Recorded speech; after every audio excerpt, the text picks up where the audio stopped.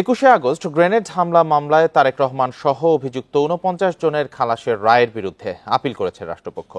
সকালে এ আবেদন করা হয়। এর আগে গত ১ ডিসেম্বর এ মামলায় তারেক রহমান সহ সব আসামিকে খালাস দেয় হাইকোর্ট। মামলার ডেথ রেফারেন্স ও আপিলের শুনানির পর ওই রায় ঘোষণা করা হয়।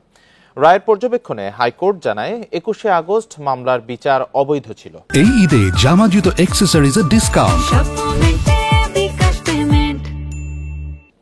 ২০০৪ সালের ২১শে আগস্ট বঙ্গবন্ধু এভিনিউয়ে আওয়ামী লীগের সমাবেশে গ্রেনেড হামলায় ২৪ জন নিহত ও প্রায় ৩০০ জন আহত হন।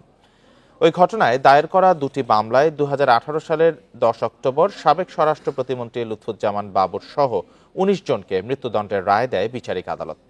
এছাড়া তারেক রহমান সহ ১৯ জনকে যাবজ্জীবন এবং ১১ জনকে বিভিন্ন মেয়াদে কারাদণ্ড দেওয়া হয়েছিল, যাদের সবাইকে ডিসেম্বরে খালাস দেওয়া হয়।